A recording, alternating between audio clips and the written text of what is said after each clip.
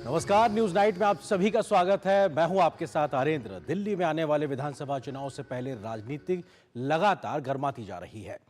आम आदमी पार्टी जहां पर वायदों के पिटारे से दिल्ली की जनता को लुभाने में लगी है, तो बीजेपी ने दिल्ली सरकार और आम आदमी पार्टी पर आरोपों की झड़ी लगा दी है। क्या है पूरी खबर, इस खबर पर करेंगे आज विस्तार से चर्चा। दिखाएंगे खबर रोजगार मेले में प्रधानमंत्री मोदी ने बांटे कितने नियुक्ति पत्र, होगी बात संभल के दादा हालात की भी। इसके अलावा भी होगी देश दुनिया की हर जरूरी और महत्वपूर्ण खबर।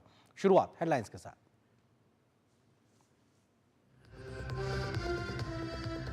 दिल्ली में चुनाव में पहले सियासी संग्राम, आम आदमी पार्टी सरकार के खिलाफ बीजेपी का आरोप पत्र, वादे पूरे न करने के लगाए आरोप, केजरीवाल ने किया आरोपों से इनकार।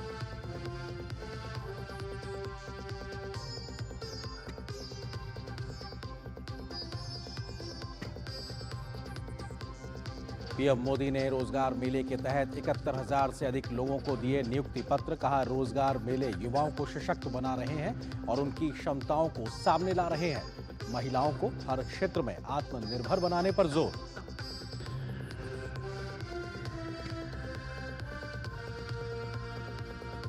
Catholic bishop conference of India के क्रिसमस समारोह में पहुंचे पीएम मोदी। कहा, दुनिया में ऐसे कार्यक्रमों में हिंसा पहुंचाती है मन को चोट। मानवता के प्रति भारत की सोच को बताया भारत को 21वीं सदी से आगे ले जाने वाली।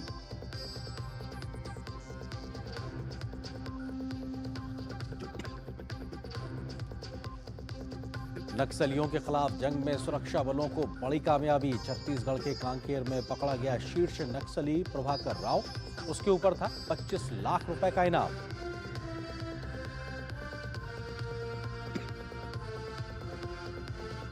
पहाड़ों में भारी बर्फबारी से मैदानों में गलन का कहर।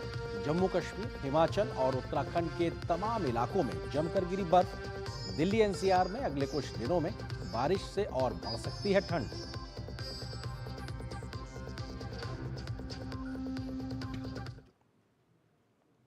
खबरों पर डालते हैं विस्तार से नजर और बात पहले दिल्ली की। दिल्ली चुनाव से पहले आरोप प्रत्यारोप की जंग तेज हो गई है।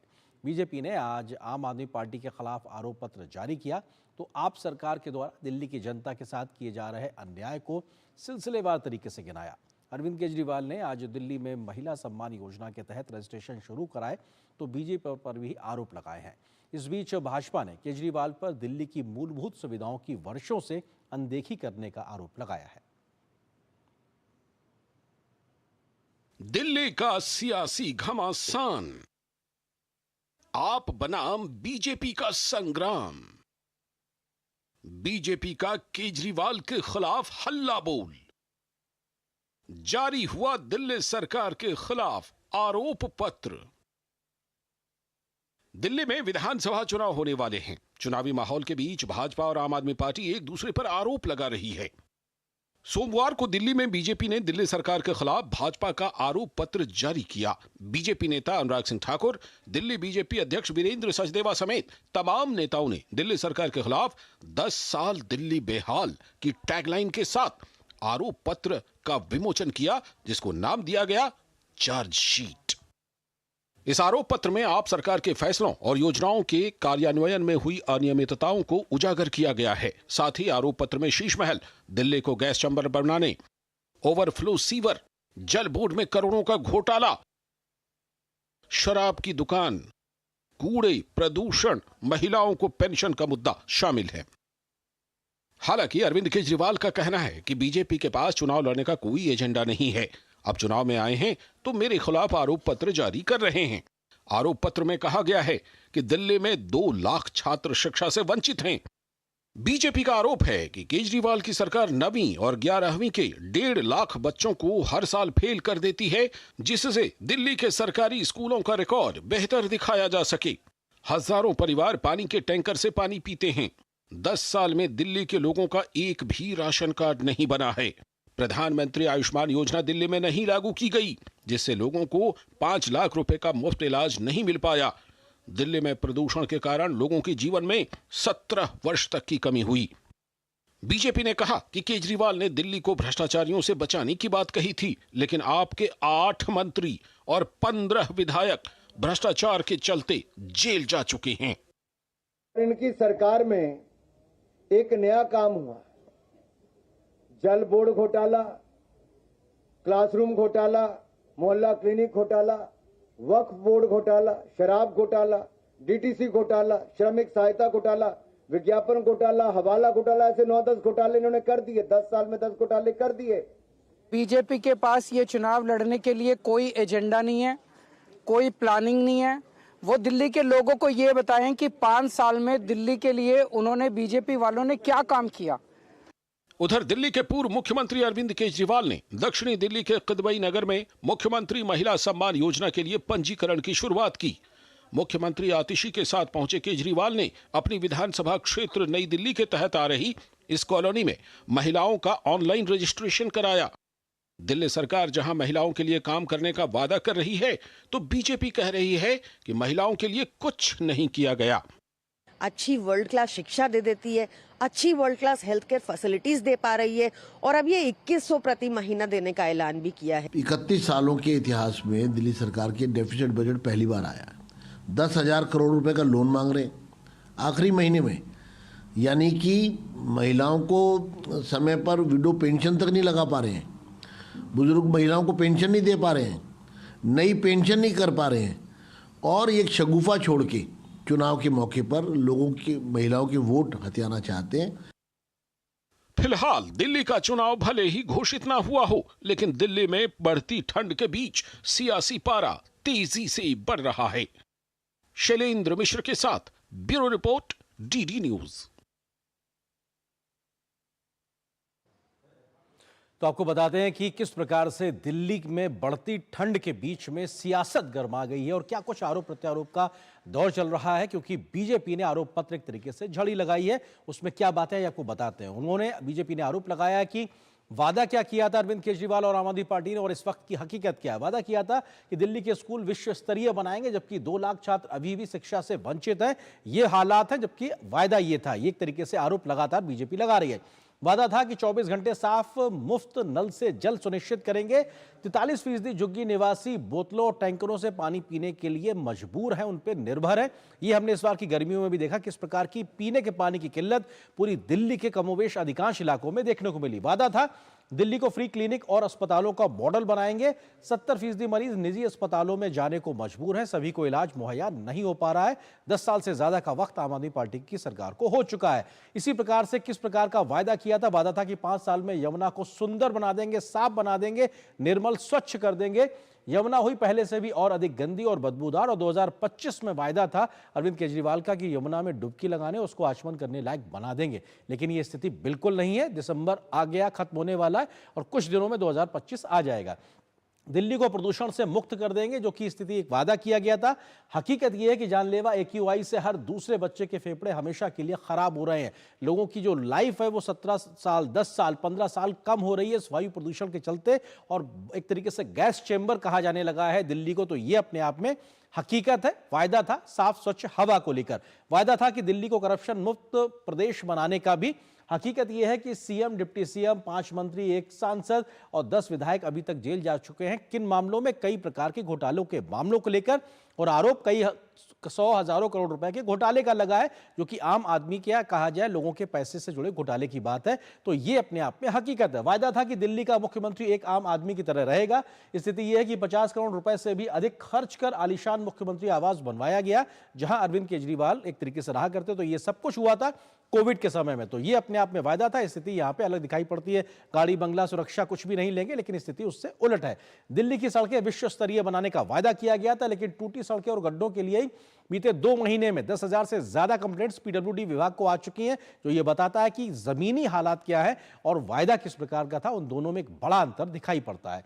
इसी प्रकार से वादा था कि गाजीपुर लैंडफिल साफ करने का वादा किया गया था, अपने आप में कूड़े के पहाड़ जिसे कहा जाता है। अभी तक साफ नहीं हुआ है, और बार बार उसको साफ करने की जो डेडलाइन है वो बढ़ती जा रही है। पहले कुछ समय पहले तक कोई डेडलाइन थी, उसके बाद जब वो काम नहीं हुआ तो फिर कोई और नई तारीख दी गई, और लगातार ये डेडलाइन आगे बढ़ रही है। लेकिन कूड़े का पहाड़ है कि खत्म होने का नाम नहीं ले रहा है। 10 लाख सीसीटीवी कैमरे लगाने का वायदा किया गया था महिला सुरक्षा को लेकर। 5 लाख कैमरे भी नहीं लगे हैं। 571 करोड़ रुपए का कैमरे का घोटाले का आरोप हालांकि अलग से लग गया है। तो ये अपने आप में बताता है कि जो वायदे थे जमीन पे कितने उतरे हैं, जबकि वक्त अपने आप में अरविंद केजरीवाल की सरकार को बहुत हो चुका है। हालांकि इस वक्त वो मुख्यमंत्री नहीं है, लेकिन पार्टी प्रमुख के तौर पर पूरी तरीके से जमीन पे उतरे हुए हैं।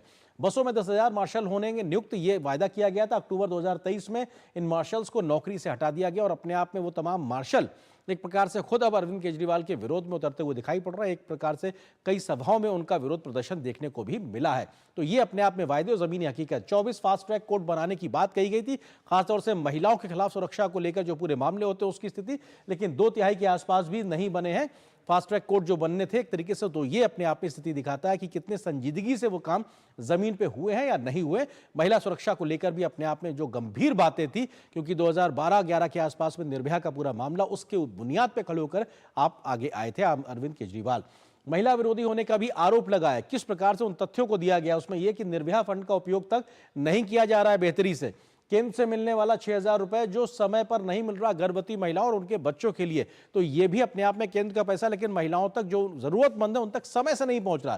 केजरीवाल के सहयोगी विभव कुमार ने स्वाति मालीवाल, जो आम आदमी पार्टी की राज्यसभा की सांसद है, उनके ऊपर हमला किया था, मारपीट की थी उनके ही घर में, उनकी जानकारी में। तो ये अपने आप में कई ऐसे तथ्य हैं जो बीजेपी सामने लेकर आ रही है और कह रही है कि देखिए साहब किस प्रकार से ये महिला विरोधी हैं। तो ये भी अपने आप में कई तथ्य हैं। इसी प्रकार से उनके मंत्री रहे हैं सोमनाथ भारती, बड़े नेता हैं आम आदमी पार्टी के, उन्होंने अपनी गर्भवती पत्नी के ऊपर मारपीट का उनके पर आरोप लगा और अपनी ही पत्नी को कुत्ते से कटवाने का भी आरोप लगा, जिसके बाद कई प्रकार की लंबी सियासत भी देखने को मिली थी। आम आदमी पार्टी के विधायक महेंद्र गोयल, इसके अलावा दूसरे विधायक वीरेंद्र कादियान पर भी महिला उत्पीड़न का आरोप लगा है। ये सब भी मामले लगातार सुर्खियों में आते रहे। इसी प्रकार से कई ऐसे तथ्य हैं जो लगातार ऐसे आए हैं जो पब्लिक डोमेन में, जिसकी वजह से ये आरोप लगते रहे हैं। तो ये अपने आप में कमोवेश स्थितियां हैं जो बताती है कैसे महिला विरोधी होने का भी बीजेपी आरोप लगा रही है। आपके विधायक नरेश वालियान ने महिलाओं के खिलाफ अभद्र टिप्पणियां की थी, ये भी अपने आप में आरोप है। निर्भया की मां ने 4 दोषियों, जो निर्भया के दोषी थे, उनकी फांसी की सजा में देरी को लेकर आम आदमी पार्टी के अरविंद केजरीवाल की सरकार को उस वक्त खरी खोटी सुनाई थी कि साहब क्यों देरी हो रही है, आप क्यों नहीं उनको तत्काल फांसी की ओर ले जाते हैं और ऐसी व्यवस्था क्यों नहीं करते ताकि वो फास्ट ट्रैक तरीके से काम हो सके। तो ये तमाम प्रकार के कई आरोप प्रत्यारोप है, जिसकी वजह से सीधे तौर पर यह दिखाई पड़ता है कि दिल्ली की सियासत आने वाले विधानसभा चुनाव से पहले और ज्यादा गर्माती नजर आ रही है। इसी विषय पर करेंगे हम विस्तार से चर्चा। इसी से जुड़ा है आज का हमारा विशेष भी। हमारा विशेष इस वक्त आपकी टेलीविजन स्क्रीन पर बेहाली के 10 साल बनाम आप मॉडल, क्योंकि आम आदमी पार्टी ये कह रही है कि साहब हमारा एक अलग मॉडल है, और जबकि बेहाली के 10 साल की बात बीजेपी आरोप लगा रही है। इस विषय पे बात करने के लिए बहुत खास मेहमानों का पैनल हमारे साथ मौजूद है। स्टूडियो में मेरे साथ मौजूद हैं नितिन त्यागी जी, जो कि प्रवक्ता है बीजेपी के। सर स्वागत है आपका। संजीव कौशिक जी, प्रवक्ता आम आदमी पार्टी के, हमारे साथ जुड़ चुके हैं, आपका भी बहुत बहुत स्वागत है। वरिष्ठ पत्रकार मदन मोहन जेड़ा जी हमारे साथ जुड़ गए, आप तीनों का बहुत बहुत स्वागत है। नितिन जी, शुरुआत आपसे ही, क्योंकि अरविंद केजरीवाल हो या आम आदमी पार्टी हो, वो कहते हैं कि साहब एक अल्टरनेट पूरा मॉडल दिया है आम आदमी पार्टी ने देश में कैसे गवर्नमेंट और गवर्नेंस को चलाया जाता है। आप लोग उनके खिलाफ आरोप पत्र दाखिल कर रहे हैं, दिखा रहे हैं कि साहब देखिए कैसे खराब कर दिया है। वो तो कह रहा है कि बहुत बेहतर मॉडल दिया है। नितिन जी, मुझे लगता है कि पिछले 10 साल में अगर कोई ऑल्टरनेट मॉडल दिया है राजनीति का अरविंद केजरीवाल जी ने, 67 सीट या 62 सीट 70 में से जीतने के बाद भी विक्टिम कार्ड खेलने का मॉडल दिया है। काम नहीं करना या काम नहीं करने देना, वो सारी स्कीमें अप्रूव हो जाती हैं जो ये चाहते हैं, चाहे वो शराब की हो, चाहे वो कैमरे की हो, जहाँ पे भी कमीशन खाने का जुगाड़ होता है वहाँ तो आ जाता है। पर स्वराज कह के आए थे, जन लोकपाल कह के आए थे, उन स्कीमों के लिए तो कभी धरना देते हुए नहीं देखा हम लोगों ने। कि क्यों ऐसा हुआ कि 1000 स्कूल बोल के आए थे कि 1000 स्कूल खुलवाऊंगा, जो है 500 नए स्कूल खुलवाऊंगा, 1000 मोहल्ला क्लिनिक खुलवाऊंगा, 100 कॉलेज नए बनवा दूंगा, उससे ज्यादा तो इन्होंने शराब के ठेके खुलवा दिए। ये चीजें पब्लिक को दिखाई दे रही हैं आज की तारीख में। 8 साल से बुजुर्गों को पेंशन नहीं दी अरविंद केजरीवाल ने, 10 साल से गरीबों का राशन कार्ड नहीं बनवाया अरविंद केजरीवाल ने, हर साल 1.5 लाख से ज्यादा बच्चों को फेल करके अपने स्कूल का शिक्षा मॉडल दिखाते हैं अरविंद केजरीवाल। अरविंद केजरीवाल ने टीचर्स की यूनिवर्सिटी खोली, आज की तारीख में मात्र किसी एक स्कूल के अंदर कुछ कमरों में वो यूनिवर्सिटी खुली है, सोचिए आप, शर्मनाक बात। उसके अलावा उसमें मात्र 12 एडमिशन आज की तारीख में। एक टेक्निकल यूनिवर्सिटी खोली थी, स्किल यूनिवर्सिटी खोली थी जिसे शिक्षा क्रांति इन्होंने बोला था, उसमें 6,500 सीटें थी, आज 2,500 सीट रह गई हैं, उसमें सीटें तक नहीं भर पा रहे हैं, कोर्सेज उसके 50 से ज्यादा बंद हो चुके हैं। लेकिन समस्या तो आपकी वजह से हो रही है ना, आप लोग काम नहीं करने देते, ये आरोप लगाती है। देखिए, ये अगर हम काम नहीं करने देते तो फिर ये चुनाव ही क्यों लड़ रहे हैं? ये क्यों कह रहे हैं कि अगले 5 साल में हम सब कुछ कर देंगे, हम अपने सारे वादे पूरे कर देंगे? अभी अरविंद केजरीवाल ने कुछ दिन पहले कहा था, आप तो बड़े वरिष्ठ पत्रकार हैं, आपको बड़ी संजीदगी से पता होगा इस बारे में, उन्होंने कहा कि मैं यमुना साफ नहीं कर पाया, मैं साफ पानी नहीं दे पाया और मैं सड़कें ठीक नहीं कर पाया, मुझे 5 साल और दे दो। अगर तुम नहीं कर पाए हो, 10 साल में नहीं कर पाए तो 5 साल में और कैसे करोगे? ठीक है, क्या अरविंद केजरीवाल ने एक चीज और जी, पूछ रहा हूं, अरविंद केजरीवाल जी ने वादा किया था कि दिल्ली में 10,000 सरकारी अस्पतालों में बेड हैं, 10,000 और बढ़ा के 20,000 बेड कर देंगे। कितने बेड बढ़ाए हैं? बेड कम हुए हैं दिल्ली के अंदर, बढ़े नहीं है। ठीक है संजीव कौशिक जी, सवाल यही है कि जो इतने वर्षों में नहीं हो पाया, बृहद तौर पर केंद्र में स्थिति तो बदली नहीं है, तो अगले 5 वर्षों में कैसे कर पाएंगे? जनता कैसे विश्वास करे आपके इस मॉडल पर? संजीव जी। मॉडल पर लगातार विश्वास कर रही है और आगे भी विश्वास करेगी, लेकिन भारतीय जनता पार्टी जो 2.5 दशकों से दिल्ली की सत्ता से बाहर है, इसी मॉडल की वजह से सत्ता से बाहर है। अपनी लकीर लंबी खींचने के बजाय आम आदमी पार्टी के लकीर को कम करने का प्रयास कर रही है, मिटाने का प्रयास कर रही है। आम आदमी पार्टी ने क्या किया, क्या नहीं किया, उससे बेहतर होता कि वो इस बार लोगों के बीच में जाते और बताते कि हम इस बार क्या करें। वो लगातार आम आदमी पार्टी के उन बातों के बारे में बात कर रहे हैं जिसमें अधिकांशतः केंद्र के बगैर संभव नहीं है। यमुना मैली कैसे मैली? जब तक कुछ चीजें ऐसी हैं जब तक केंद्र साथ न दे, कभी किसी भी स्टेट के बूते नहीं है। और रही बात कि हमने स्कूलें नहीं बनाई, कैसे स्कूलें नहीं बनाई भाई साहब? आप स्कूलों को नहीं बनाने की बात कर रहे हैं। 22,000 पहले से कक्षाएं बनी हुई थी, 22,700 केवल इस कार्यकाल में अरविंद केजरीवाल जी ने कक्षाएं प्लस की उसमें। ये स्कूल नहीं बढ़ा क्या? जी। गरीब के बेटे जिस स्कूल मॉडल की बात आप कर रहे हैं, आज से 10 साल पहले तक आपको किसी से पूछा जाए यदि उसके बच्चे सरकारी स्कूलों में पढ़ते थे तो शर्म का विषय हुआ करता था कि हमारे बच्चे सरकारी स्कूल में पढ़ते हैं। वो शर्म से बताता नहीं था। आज कम से कम गर्व से बताता है कि हमारे बच्चे इस सरकारी स्कूल में पढ़ते हैं और सरकारी स्कूल ये रहा हमारा सरकारी स्कूल। स्वास्थ्य की बात करते हैं, लाइफ लाइन, दिल्ली की लाइफ लाइन बन चुकी है स्वास्थ्य विभाग आज के वक्त में दिल्ली के लिए। आप खांसी हो, सर्दी हो, बुखार हो, किसी डॉक्टर के यहाँ जाइए, पता चलेगा 1,500 रुपए 2 मिनट में देके चले आएंगे। गरीब आज टहलते जाता है, मोहल्ला क्लिनिक में से दवा लेके चला आता है जी। तो क्या उसके लिए ये फायदेमंद नहीं है? महिलाओं की बात कर रहे हैं, लगातार महिलाएं महिलाओं के मसले पे संजीव जी मैं आऊंगा, विशेष तौर पे बात करेंगे। नितिन जी मैं आपके पास भी आता हूं, वरिष्ठ पत्रकार मदन जी हमारे साथ जुड़े हुए। मदन जी, मेरा मॉडल तेरा मॉडल, इस बीच में किस प्रकार से ये दिखाई पड़ रही स्थिति? क्योंकि जितना वक्त दिया है अभी तक दिल्ली की जनता ने आपके इस मॉडल को स्टैब्लिश होने के लिए, वो बहुत पर्याप्त समय था, लेकिन आज भी अगर अगले 5 साल मांगे जा रहे हैं कि साहब ये नहीं हो पाया, तो ये फिर तो सवाल पूछे जाएंगे। मदन जी देखिए, अगर मैं भी दिल्ली में रहता हूं और अगर हम दिल्ली की बात करें, काफी लंबे समय से दिल्ली में रह रहे हैं, तो एक पब्लिक में इसमें एक मैसेज इस तरह का है कि दिल्ली की स्थिति इस समय अच्छी नहीं है। पिछले कुछ सालों से 2-3 सालों से दिल्ली में जो चाहे वो रोड की समस्या हो, चाहे पानी की समस्या हो, बिजली की समस्या कई जगह ठीक हुई है, लेकिन बाकी जो दूसरी समस्याएं हैं, सड़क, पानी, अस्पताल, ये समस्याएं गंभीर हुई हैं। यहाँ पर लोगों का पहुंचना जटिल हुआ है। इस बात को पब्लिक आज समझ रही है, मान रही है। प्राइमरी तौर पर देखा जाए तो ये जिम्मेदारी जो दिल्ली सरकार है, चुनी हुई सरकार है, उसकी है, लेकिन दिल्ली का मॉडल काफी कॉम्प्लिकेटेड है। तो दिल्ली में सेंट्रल गवर्नमेंट का भी दखल है, दिल्ली में दूसरी एजेंसियों का भी दखल है, एमसीडी है, एक इंडिपेंडेंट हेल्थ एजेंसी है। तो कुल मिला के अगर मिला जुला के देखें तो प्राइमरी जिम्मेदारी दिल्ली सरकार की बनती है, लेकिन दूसरी एजेंसियों को भी अपनी जिम्मेदारी निभानी चाहिए। लेकिन ये जरूर है कि इस समय दिल्ली की स्थिति बहुत खराब है, जनता इस पे बहुत गंभीर है, जनता इस पे काफी नाराज है। वो नाराजगी क्या सिर्फ आम आदमी पार्टी तक होगी, या वो नाराजगी बीजेपी से भी है, या फिर उसका कोई और उत्तर जनता देगी, ये तो चुनाव में देखा जाएगा। लेकिन दिल्ली की स्थिति को बेहतर करने की जरूरत है, दिल्ली को सुधारने की जरूरत है, और दिल्ली को बेहतर बनाने के लिए दोनों दलों को, दोनों बड़ी पार्टियों को मिलजुल के काम करने की जरूरत मैं समझता हूं। सर ये तो बड़ा मुश्किल लगता है कि कैसे मिलजुल के काम करेंगे ये लोग, तो ये तो बड़ा एक राम राज्य की स्थिति होगी, पता नहीं ये कभी हो सकता है, हो जाए तो बहुत अच्छी बात है अपने आप में। हम सब उम्मीद करते हैं कि सब मिलके बेहतरी के लिए काम करें। लेकिन नितिन जी सवाल यही, पहले तो ये कि वो कह रहे हैं कि साहब आप उनकी लकीर को छोटा करने का प्रयास कर रहे हैं, अपनी लकीर बड़ी कीजिए।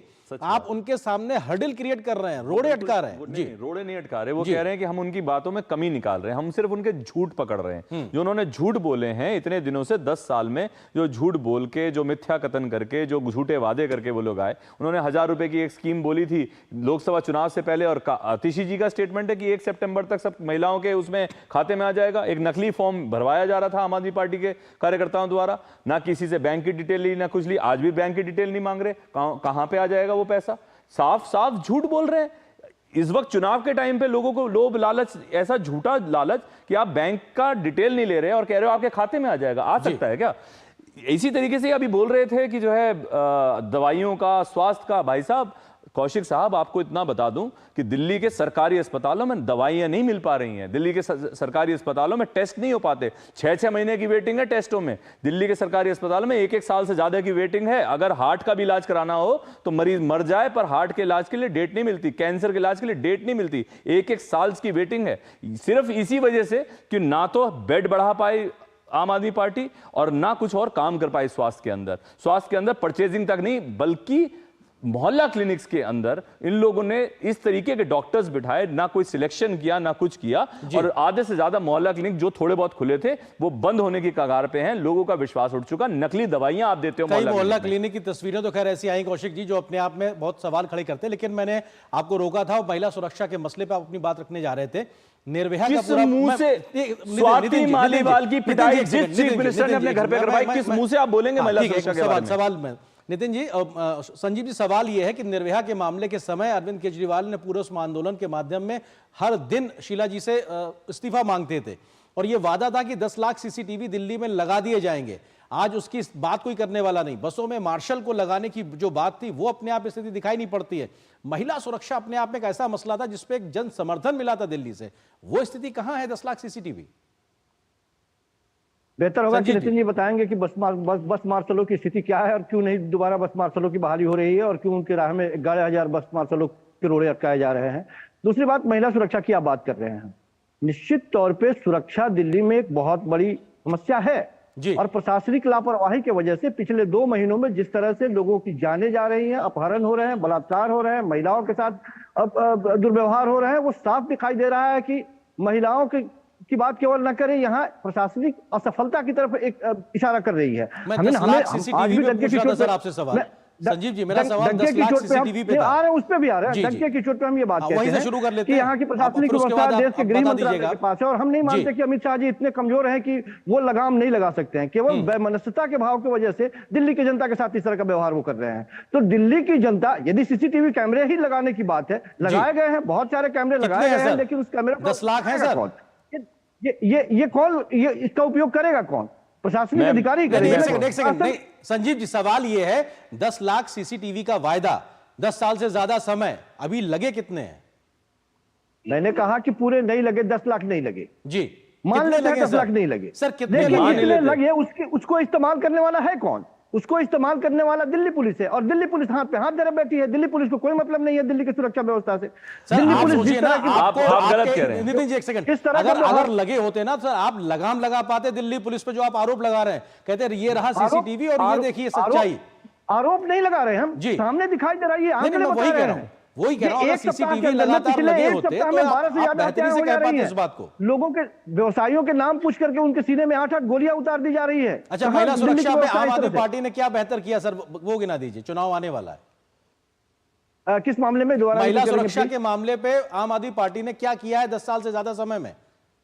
मैंने कहा कि महिला सुरक्षा के नाम पर महिलाओं को सशक्त करने का प्रयास किया है, लगातार वो सशक्त करने, और जो आरोप भारतीय जनता पार्टी लगाती है, गिनाने की बात हो रही है सर, आरोप नहीं, क्या किया है वो बताने की बात मैं पूछ रहा हूं आपसे। तो क्या किया जाए आप बताइए कि प्रशासन दे दीजिए हमारे हाथ में, मतलब नहीं पता है। मतलब नहीं पता है। मदन जी सवाल ये है कि जब गिनाने की बात आती है तो ठीक है, कौशिक जी आपकी बात आगे सामने। मदन जी सवाल ये है कि जब गिनाने और फैक्चुअल की बात आती है तो कोरा कागज रह जाता है, आरोपों की बात आती है तो बहुत बड़ी फहरिस्त दिखाई पड़ती है। तो ये तो सच्चाई दिखाई पड़ रही है हमारी इस डिबेट में ही। मदन जी नहीं, बिल्कुल निश्चित रूप से बीजेपी ने जो आरोप लगाए हैं, बीजेपी ने जो आरोप पत्र जारी किया है, उस पर आम आदमी पार्टी को एक एक बिंदु करके जनता को बताना चाहिए क्या बीजेपी सच बोल रही है, या बीजेपी अगर सच नहीं बोल रही है तो सच्चाई क्या है आप बताइए।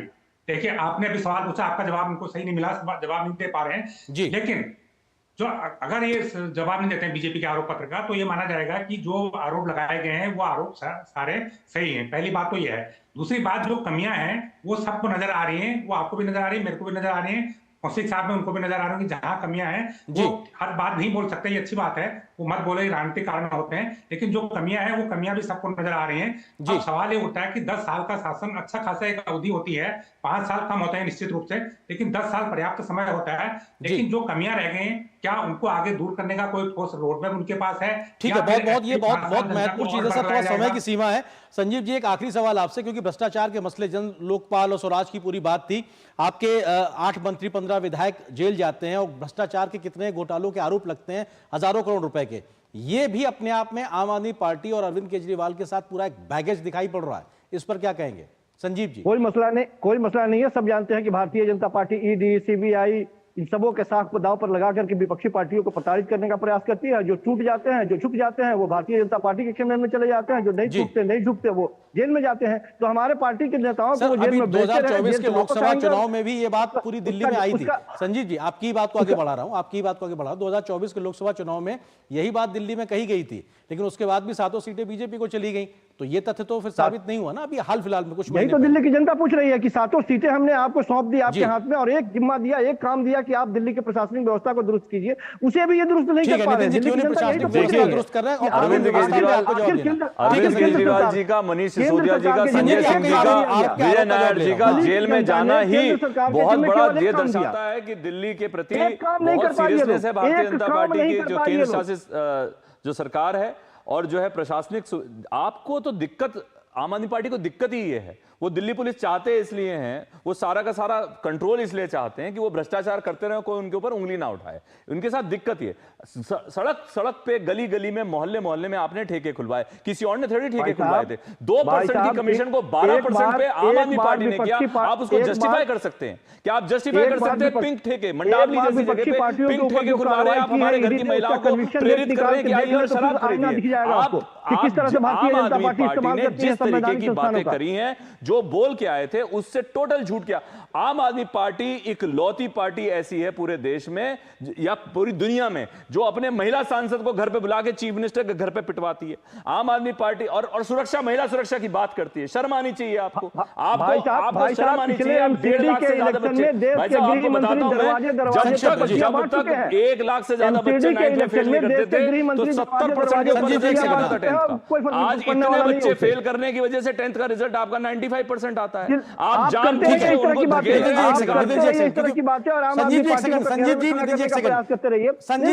संजीव जी, ऐसे लगातार बोलने से नहीं होगा। मदन जी, फाइनल कमेंट आपका, क्या महिला सुरक्षा को लेकर भी दिल्ली की स्थिति तो बहुत अलग होनी चाहिए ना, देश की राजधानी है, उस स्थिति के लिहाज से भी बड़ा एक ऐसे हालात दिखाई पड़ते हैं, आंकड़े दिखाई पड़ते हैं जो गंभीर सवाल खड़े करते हैं। मदन जी, निश्चित रूप से पहले की तुलना में स्थिति खराब हुई है। और अगर हम ये कहें तो जैसे बस मार्शल का एक आइडिया अच्छा था, वो काम भी उसमें शुरू हुआ था, लेकिन बाद में क्यों बंद कर दिया गया ये बात आज तक किसी को पता नहीं है।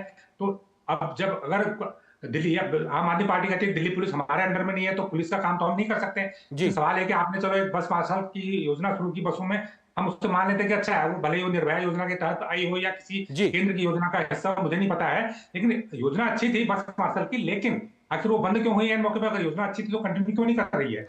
बिल्कुल, तो सवाल यही है कि जो बातें अच्छी बेहतरी से हैं वो उतरती कैसे। बहुत बहुत शुक्रिया आप तीनों का, वक्त इतनी अनुमति दे रहा है हमारे साथ जुड़ने के लिए, क्योंकि दिल्ली के चुनाव से पहले ऐसे बहुत मौके आएंगे डिबेट्स के लिए, हम लोग लगातार ऐसी गर्मा गर्म बहस करते रहेंगे। बहुत शुक्रिया आप तीनों का हमारे साथ जुड़ने के लिए। और आगे बढ़ते हैं और ब्रेक के लिए रुके, उससे पहले आपको बताएं कि आगे ब्रेक के बाद हम कौन सी खबर दिखाएंगे। बात होगी युवाओं को रोजगार को लेकर। प्रधानमंत्री ने आज किस तरीके से कितनी बड़ी संख्या में युवाओं को रोजगार की सौगात दी है, इस खबर पर होगी हमारी नजर। फिलहाल एक छोटे से ब्रेक के लिए रुकते हैं।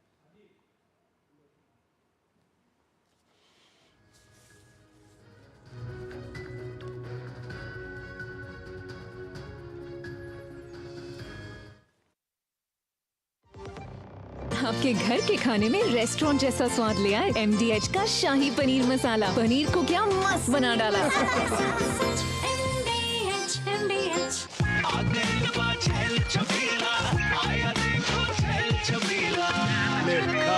अच्छा भैया, मेरी गाय को भी अपने हाथों से चारा खिला दो। अरे खिलाई देते हैं।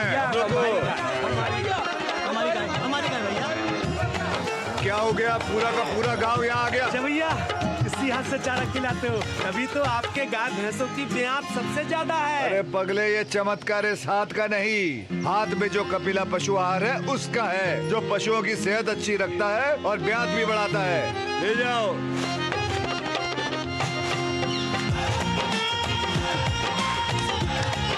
कपिला, देश का नंबर 1 पशु आहार। एक ऐसा तबका जो रिटायरमेंट के बारे में आज भी बिल्कुल नहीं सोचता, वो है औरतें। औरतें कमा के भी वल्नरेबल हैं। सो एनपीएस एक इक्वालिटी ला रहा है, हम सब एक बराबर प्लेटफॉर्म पे हैं। अपने बेहतर कल को सुनिश्चित करने के लिए एनपीएस जरूरी है। मेरी पसंद, मेरी पसंद, मेरी पसंद, मेरी पसंद,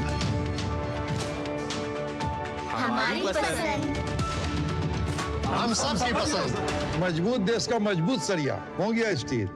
गोल्डी मसाले के 100 ग्राम के स्पेशल पैक्स में फ्रेशनेस लॉक है। ऐसे गोल्डी मसाले, जहां जाएं रिश्ते बनाएं। और ब्रेक के बाद अब बात करते हैं युवाओं से जुड़ी खबर की। रोजगार मेले में आज प्रधानमंत्री नरेंद्र मोदी ने 71,000 से ज्यादा युवाओं को नियुक्ति पत्र बांटे हैं। आज दिए गए नियुक्ति पत्रों में 50,000 रोजगार अर्धसैनिक बलों के थे, जिनमें लगभग 5,000 से ज्यादा महिलाएं भी शामिल थी, जिन्हें नियुक्ति पत्र दिए गए हैं। पीएम मोदी ने इस मौके पर युवाओं के लिए उपलब्ध कराए जा रहे मौकों को देश के सामने रखा तो कहा कि कैसे यूपीए के समय के मुकाबले मौजूदा उनकी सरकार में नौकरी देने का जो इजाफा है वो करीब 60 से 70% के आसपास है। देखिए इस पूरी रिपोर्ट को।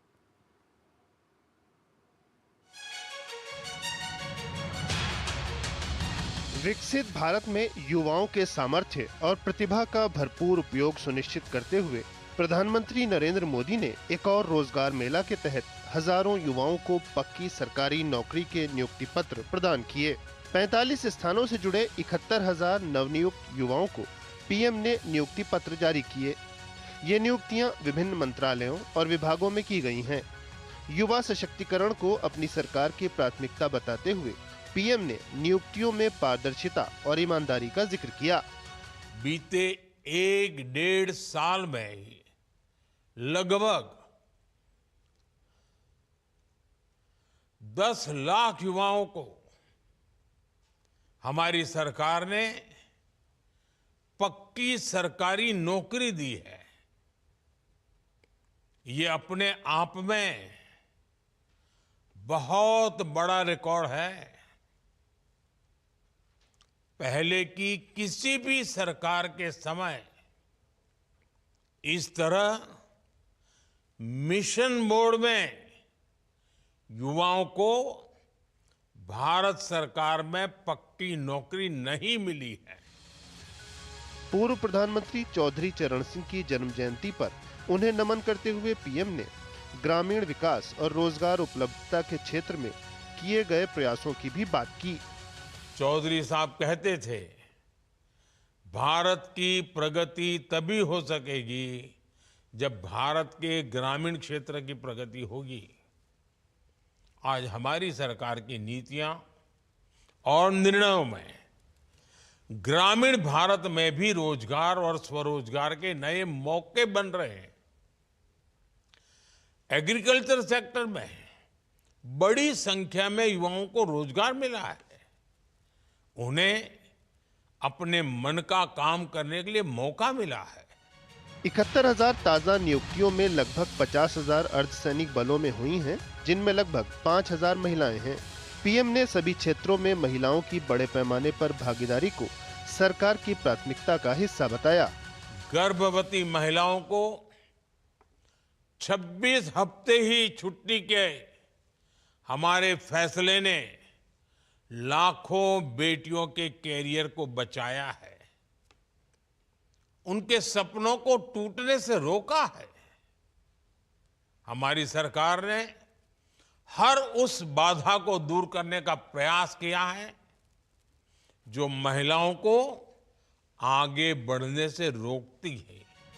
केंद्र की मोदी सरकार के दौरान रोजगार के मोर्चे पर तेजी से काम हुआ है। 2004 से 2014 के यूपीए कार्यकाल की तुलना में बीते एक दशक में नियुक्तियों की संख्या में 60 से 70% का इजाफा देखा गया है। 29.21% नियुक्तियां ओबीसी समाज में की जा रही है और कुल मिलाकर के देखा जाए तो यूपीए के 10 वर्ष के कार्यकाल की तुलना में आपके नेतृत्व में एनडीए के 10 वर्ष के कार्यकाल में ओबीसी समाज की रिक्रूटमेंट में 27% का इजाफा हुआ है।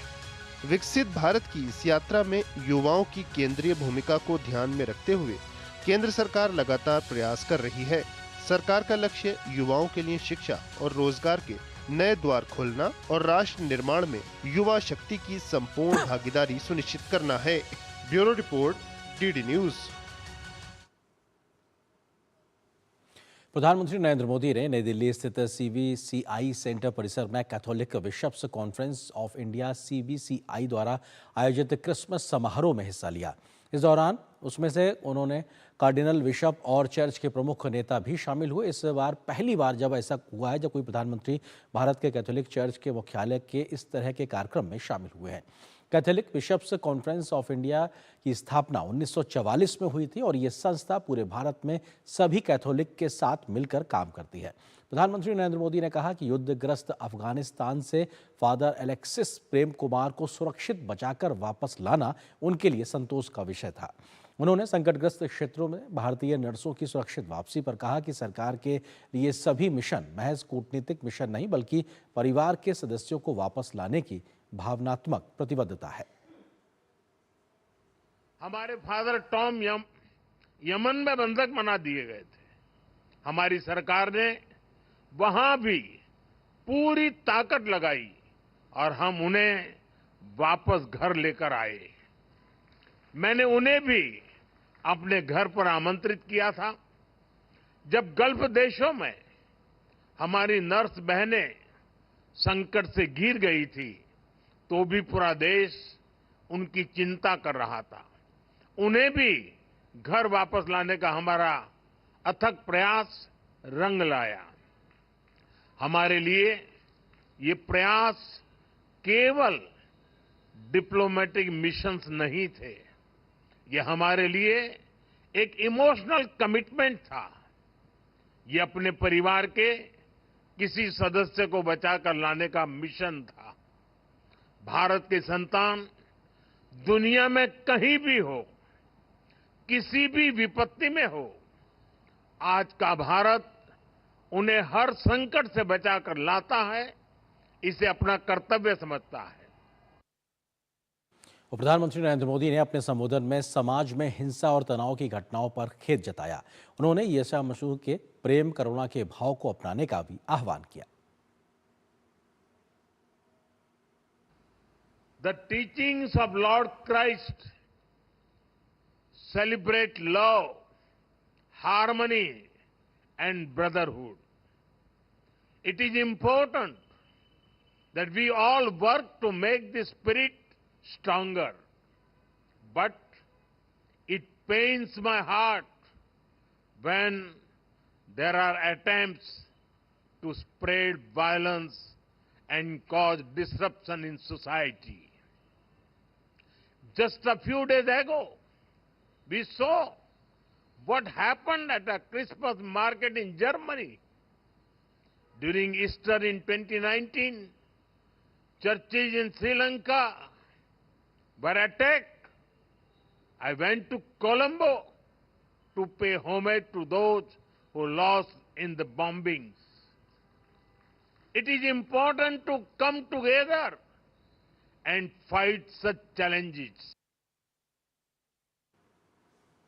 और आगे आपको खबर दिखाएंगे खालिस्तानी आतंकवादियों का उत्तर प्रदेश के तराई के इलाके से क्या है कनेक्शन, इस खबर पे होगी नजर। फिलहाल एक छोटे से ब्रेक के लिए रुकते हैं।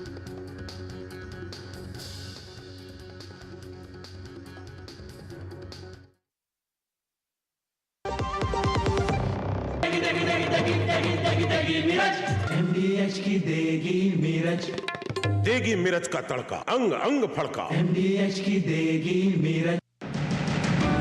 देश की उन्नति जिनके हाथों लिखी जा रही, जिनके कठिन परिश्रम से फसलें लहलहा रही, उन किसानों को कृतज्ञ भारत करता है नमन।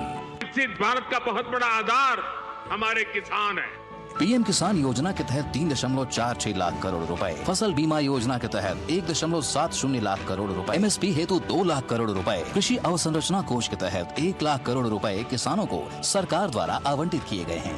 देश राष्ट्रीय किसान दिवस मना रहा है और भारत सरकार कृषि एवं किसानों के उत्थान के लिए निरंतर अपनी प्रतिबद्धता दर्शा रही है।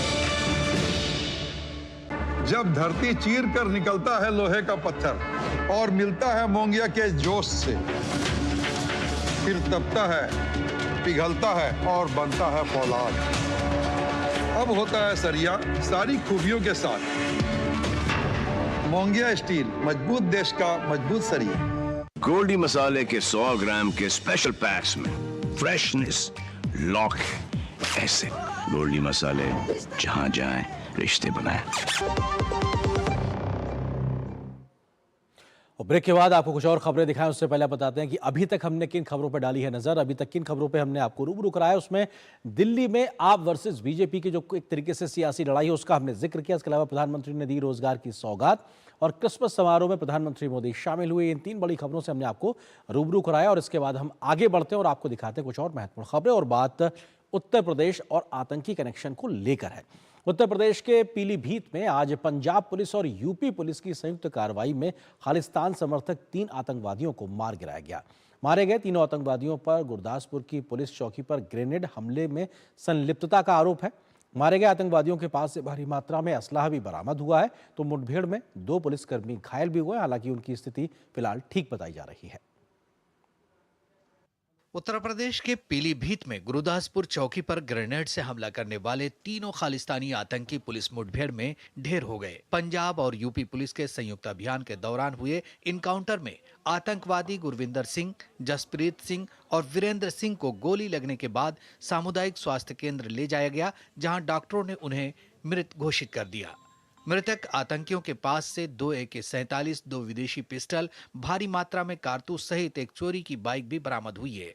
मुठभेड़ में 2 पुलिसकर्मी कांस्टेबल सुमित और कांस्टेबल शहनवाज घायल हो गए।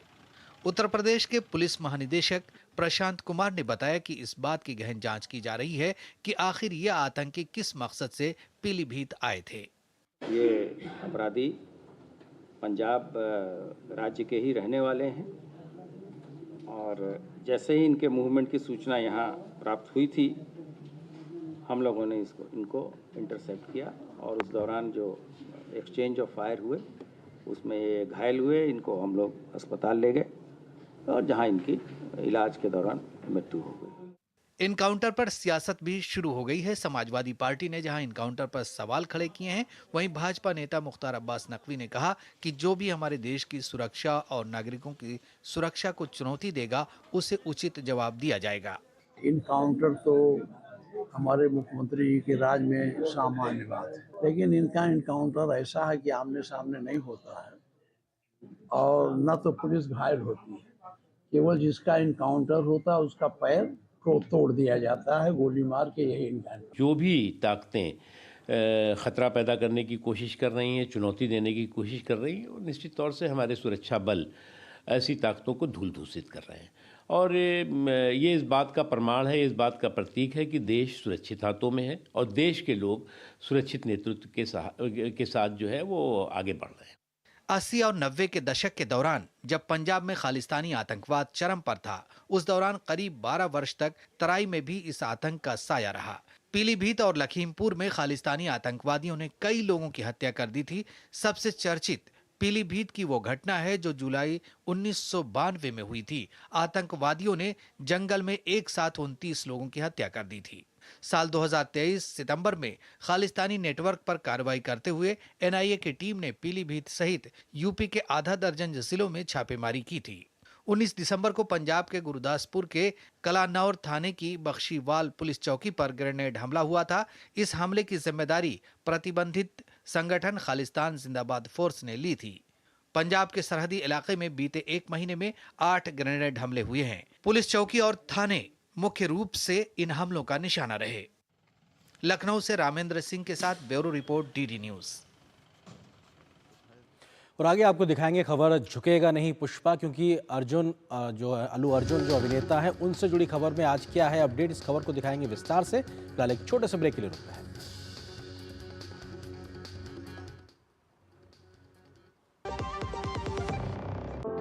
अनुभव कीजिए शुद्ध MDH बादाम रोगन का प्यार। सेहत बनके रग-रग में दौड़े, त्वचा में समाए, हाइड्रेट करे, हर उम्र की त्वचा का पोषण करे।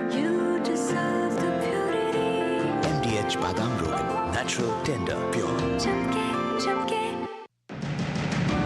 देश की उन्नति जिनके हाथों लिखी जा रही, जिनके कठिन परिश्रम से फसलें लहलहा रही। उन किसानों को कृतज्ञ भारत करता है नमन। विकसित भारत का बहुत बड़ा आधार हमारे किसान है। पीएम किसान योजना के तहत 3.46 लाख करोड़ रुपए, फसल बीमा योजना के तहत 1.70 लाख करोड़ रुपए, एमएसपी हेतु 2 लाख करोड़ रुपए, कृषि अवसंरचना कोष के तहत 1 लाख करोड़ रुपए किसानों को सरकार द्वारा आवंटित किए गए हैं। देश राष्ट्रीय किसान दिवस मना रहा है और भारत सरकार कृषि एवं किसानों के उत्थान के लिए निरंतर अपनी प्रतिबद्धता दर्शा रही है।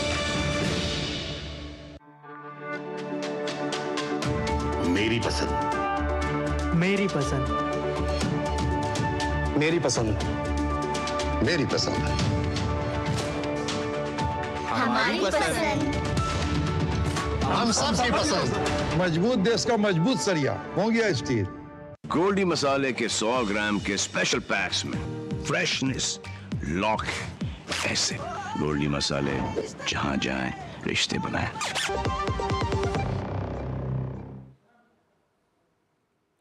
और इस वक्त एक बड़ी लेकिन दुखद खबर आ रही है। मशहूर फिल्म प्रोड्यूसर श्याम बेनेगल का निधन हो गया है। वो 90 साल के थे और किडनी संबंधित समस्याओं से वो पीड़ित चल रहे थे। श्याम सुंदर बेनेगल का जन्म 14 दिसंबर 1934 को हैदराबाद में हुआ था। उनके बारे में अगर बात की जाए तो क्योंकि श्याम बेनेगल अपने आप में बड़े व्यक्ति थे, अपनी संवेदनशील और सामाजिक संदेश वाली फिल्मों के लिए पूरी दुनिया में एक तरीके से उनको जान थी। उनको लोग जाना करते थे किस प्रकार की वो बेहतरीन फिल्में बनाते थे। फिल्म निर्माण के लिए उन्हें देश विदेश के तमाम सम्मान भी मिल चुके थे। उनकी अपनी इस क्षेत्र को लेकर पकड़ बहुत मजबूत थी और 1970 के दशक में उन्होंने अपनी पहली फिल्म अंकुर बनाई थी और वो फिल्म ही अपने आप में एक माइलस्टोन के तौर पे थी, जिसकी चर्चा आज भी होती है और बेहद संवेदनशील फिल्म अपने आप में भावनात्मक तरीके से। दूरदर्शन के लिए धारावाहिक यात्रा, कथा सागर और भारत एक खोज का भी उन्होंने निर्देशन किया था और ये अपने आप में बहुत बड़े हिट एक तरीके से रहे थे। भारत सरकार ने कला के क्षेत्र में उनको 1991 में पद्म भूषण सम्मान से नवाजा था, उनको प्रदान किया गया था।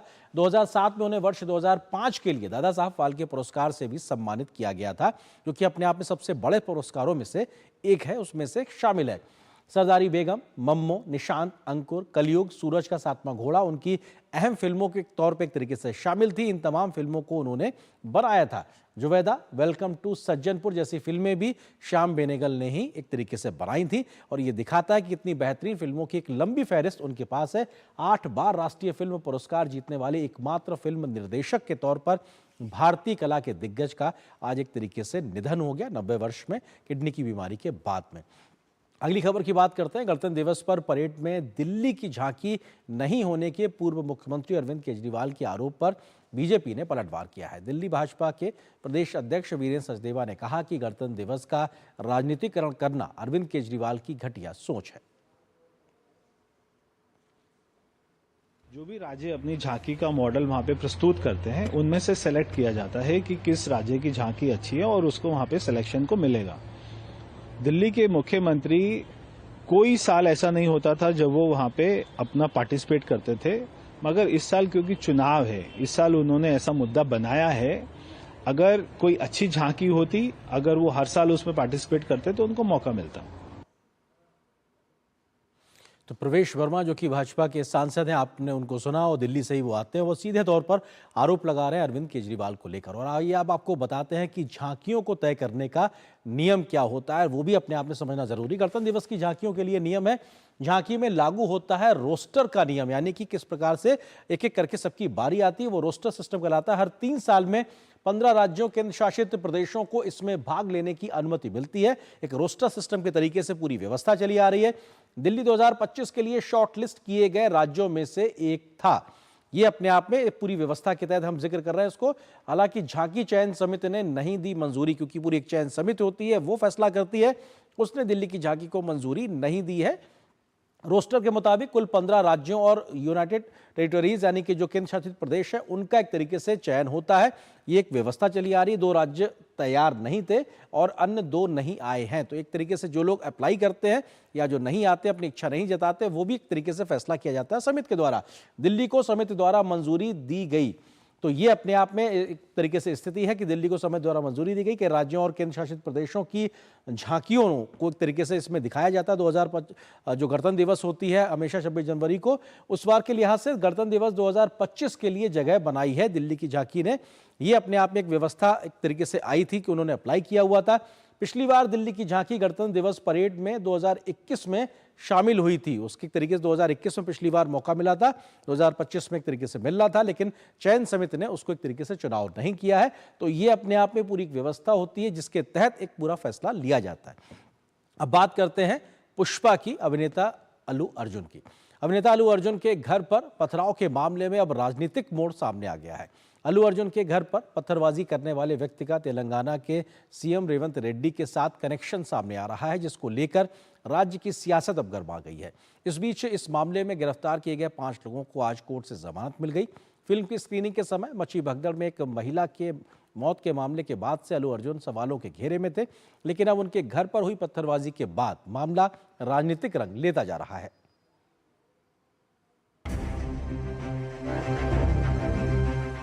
एक तरफ पुष्पा सिनेमाघरों में धमाल मचा रही है, तो वहीं दूसरी ओर अभिनेता अल्लू अर्जुन लगातार सुर्खियों में बने हुए हैं। रविवार को हैदराबाद में तेलुगु एक्टर अल्लू अर्जुन के घर के बाहर कुछ अज्ञात लोगों ने पथराव कर विरोध प्रदर्शन किया। बताया जा रहा है कि हमलावर उस्मानिया यूनिवर्सिटी ज्वाइंट एक्शन कमेटी के सदस्य थे। घटना की जानकारी मिलते ही सुरक्षा कर्मियों ने स्थिति को संभाला और उपद्रवियों को मौके से खदेड़ दिया। हैदराबाद पुलिस ने घटना के संबंध में 5 लोगों को गिरफ्तार किया है। सोमवार सुबह उन्हें हैदराबाद कोर्ट में पेश किया गया, जहां से सभी को जमानत दे दी गई। हालांकि पूरे मामले को लेकर लगातार आरोपों में घिरी तेलंगाना सरकार फिर सवालों के घेरे में आ गई है। इस बीच बीआरएस नेता कृष्णक ने भी चौंकाने वाला दावा किया है। सोशल मीडिया प्लेटफॉर्म एक्स पर अपनी पोस्ट में एक फोटो साझा करते हुए बीआरएस नेता ने एक आरोपी श्रीनिवास का तेलंगाना के मुख्यमंत्री रेवंत रेड्डी का करीबी बताया। वहीं मामले को लेकर भाजपा भी हमलावर है। भाजपा आईटी सेल के प्रभारी अमित मालवीय ने अल्लू अर्जुन के घर पर हुए हमले को लेकर तेलंगाना की कांग्रेस सरकार पर सवाल उठाया। उन्होंने घटना का वीडियो शेयर करते हुए लिखा, राष्ट्रीय पुरस्कार विजेता अभिनेता अल्लू अर्जुन के घर पर पत्थरबाजी की गई। ये राज्य प्रायोजित आतंकवाद है। कांग्रेस अल्लू अर्जुन को इसलिए निशाना बना रही है क्योंकि उन्होंने उनके लिए प्रचार करने से इनकार कर दिया था। उन्हें पहले जल्दबाजी में उस अपराध के लिए गिरफ्तार किया गया जो उन्होंने किया ही नहीं था। उन्होंने आगे लिखा, मोहब्बत की दुकान में नफरत का सामान बिक रहा है। बीजेपी के साथ ही अब बीआरएस भी कांग्रेस सरकार पर निशाना साध रही है। Why the Congress party, Revanth Reddy's government is witch hunting the film personalities, whether it is Nagarjuna or whether it is Mohan Babu or whether it is Allu Arjun. This kind of episode will really make the people scary about living in Telangana. देखिए, जिस प्रकार के दृश्य अल्लू अर्जुन के घर के बाहर हमने देखे हैं कि ये एक स्टेट स्पॉन्सर्ड हमला है, स्टेट स्पॉन्सर्ड गुंडागर्दी है। क्योंकि कोई व्यक्ति कांग्रेस के लिए कैंपेन नहीं करता तो कांग्रेस उससे बदले लेने के अलग अलग तरीके के हथकंडे अपनाती है। Congress party is at its best in terms of trying to divert the attention of the people from the real issues and taking up frivolous issues like lodging cases against film stars etc. पूरे मामले को लेकर कांग्रेस का रवैया पल्ला झाड़ने वाला है और वो कह रही है कानून अपना काम करेगा। Yesterday incident, some student activists have gone to the residence of Allu Arjun. They say that they are affiliated to Congress, but they are affiliated to many parties because they are the students in Usmania University. इस महीने की शुरुआत में अल्लू अर्जुन की film Pushpa 2 की screening के दौरान cinema घर में भगदड़ मच गई थी, जिसमें एक महिला की मौत हो गई और उसका बच्चा बेहोश हो गया था। मामले में पुलिस ने अल्लू अर्जुन पर गैर इरादतन हत्या का केस दर्ज किया था। अल्लू को 13 दिसंबर को पुलिस ने अरेस्ट किया था। हालांकि उसी दिन तेलंगाना हाई कोर्ट ने उन्हें जमानत दे दी थी। Bureau report, DD news. और यहाँ पर एक और छोटे से ब्रेक के लिए रुकते हैं। अब आया असली स्वाद। अब आया स्वाद। जब स्वाद के पड़े हो लाले तो MDH का चंकी चाट मसाला डालें। MDH का चंकी चाट मसाला। MDH। देश की उन्नति जिनके हाथों लिखी जा रही, जिनके कठिन परिश्रम से फसलें लहलहा रही, उन किसानों को कृतज्ञ भारत करता है नमन। विकसित भारत का बहुत बड़ा आधार हमारे किसान हैं। पीएम किसान योजना के तहत 3.46 लाख करोड़ रुपए, फसल बीमा योजना के तहत 1.70 लाख करोड़ रुपए, एमएसपी हेतु 2 लाख करोड़ रुपए, कृषि अवसंरचना कोष के तहत 1 लाख करोड़ रुपए किसानों को सरकार द्वारा आवंटित किए गए हैं। देश राष्ट्रीय किसान दिवस मना रहा है और भारत सरकार कृषि एवं किसानों के उत्थान के लिए निरंतर अपनी प्रतिबद्धता दर्शा रही है। जल्दी टिफिन पैक करो। राजू, मोबाइल छोड़ो। अरे दीदी, वो बैंक का नंबर चाहिए, रिफंड ही नहीं आया है। मिल गया। अब भी कॉल करता हूँ दीदी। बिना नंबर जांचे? अक्सर जालसाज बैंक की नकली वेबसाइट और फर्जी नंबर से पैसों की धोखाधड़ी करते हैं। तो फिर सही नंबर? बैंक की ऑफिशियल वेबसाइट या तो कार्ड पर। आपने तो बचा लिया दीदी। काम से नहीं। आरबीआई कहता है, सही वित्तीय बर्ताव करे आपका बचाव। गोल्डी मसाले के 100 ग्राम के स्पेशल पैक्स में फ्रेशनेस लॉक है। ऐसे गोल्डी मसाले जहां जाएं रिश्ते बनाएं।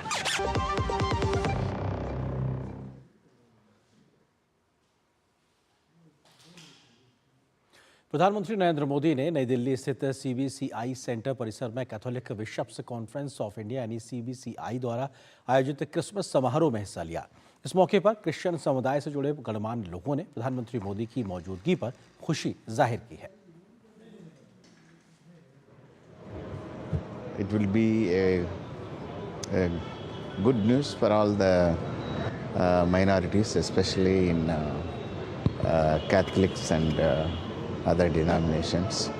So they will be happy to hear that our Prime Minister is here visiting us on this Christmas season. That the Prime Minister is coming to the CBCI Center, joining us for this Christmas meeting. It's the first time a Prime Minister has come. Christmas is a time of togetherness, of love, of affection, and I'm happy that together we are celebrating it, celebrating the birth of Jesus. For me, it's happy. I've met the Prime Minister several times. Happy that this time again meeting him, and looking forward to meeting him and seeing what he says. This is for the first time that the Prime Minister of India comes to the CBCI Center, and this is the center of the Catholic Church, and we are happy, we are honored, and therefore during this time we say we all praise the Lord, we praise God because the Prime Minister has come. So on behalf of the Catholics, on behalf of Christians, we wish all the Indians Merry Christmas and Happy New Year, and together with the Prime Minister we say Merry Christmas. This is a beautiful event organized by the CBCI. The presence of Prime Minister Narendra Modi ji shows his concern towards the minority communities, especially in this event to the Christians in India. So really happy about that gesture from the part of the Prime Minister. That will be encouraging for all the Christians and the whole nation. So that is the way I see it.